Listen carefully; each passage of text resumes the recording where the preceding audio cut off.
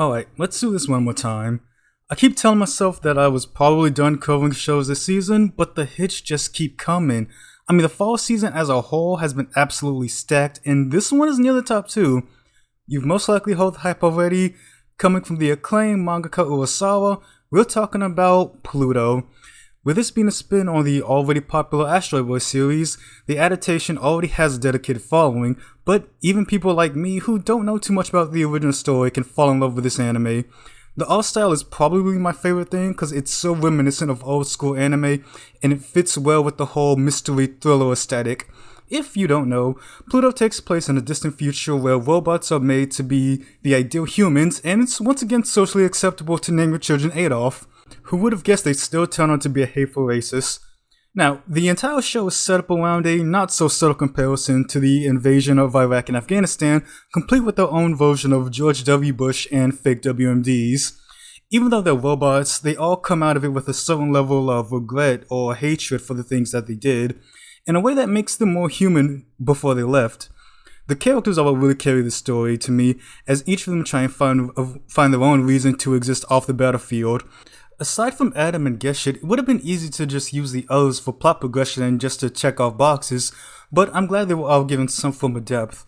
For some, that's starting a family. For others, it's putting that trauma into music, while others still look for different ways to continue fighting. But no matter what they do to try and move on, the demons of the past still won't let go and will have them answer for their involvement in that war.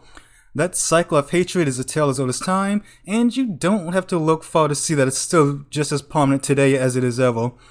But the way the story is told through these personal experiences and extreme emotions make it a must-watch as far as I'm concerned. I would say the only downside is the ending. Like, it's not bad, but there are parts that feel like they just come out of nowhere, and some aspects are just resolved kind of quickly. You know, for a mystery genre, you want that payoff to be worthwhile, but it sort of falls flat. Plus, some people called it a bit cliche, but honestly, with the themes they're going for, you can't really expect much other than that. I mean, it's still a great show overall, but I really feel like it could have benefited from maybe having like one or two more episodes to really flesh it out, you know? Overall, Pluto is a much more dialogue-heavy show with a focus on their characters, their emotions, and their journey they take throughout trying to break that cycle of hatred instead of a more action-oriented. So if you get more enjoyment from that character development, then that ending really shouldn't be a problem because it's just a means to an end.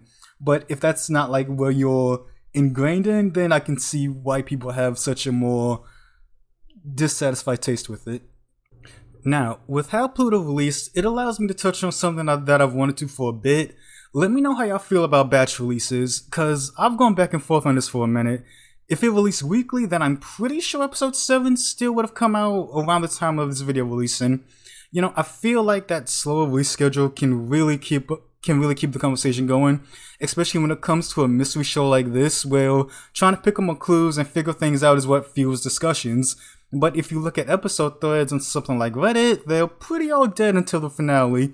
With putting out all the episodes out at once, Pluto or shows like it can have a crazy initial blow up, but after like, a week and a half, maybe 2, it's not getting talked about as much as I think it should be.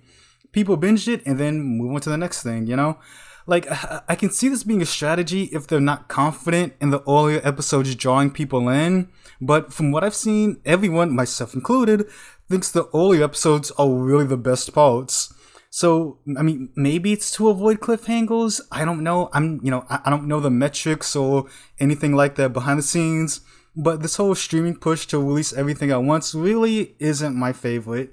But that's why I want to go to bat for some of these series and hopefully get more people to watch them. You know, I know seasonal anime kind of gets put out to the wayside once the new ones come through, but I feel like this one can really break the mold. It's really engaging. It has a great story, great character moments and themes, and will probably continue to be relevant and make them much more impactful. So if you haven't, please give this anime a shot, and if you have already, try and convince someone else to watch it, because I don't want this to just remain a cult classic for Astro Boy fans, or really get lost in that endless sea of anime. It's really just that good. So with that being said, let me know what you think of Pluto overall, and I'll see you in the next video. Peace.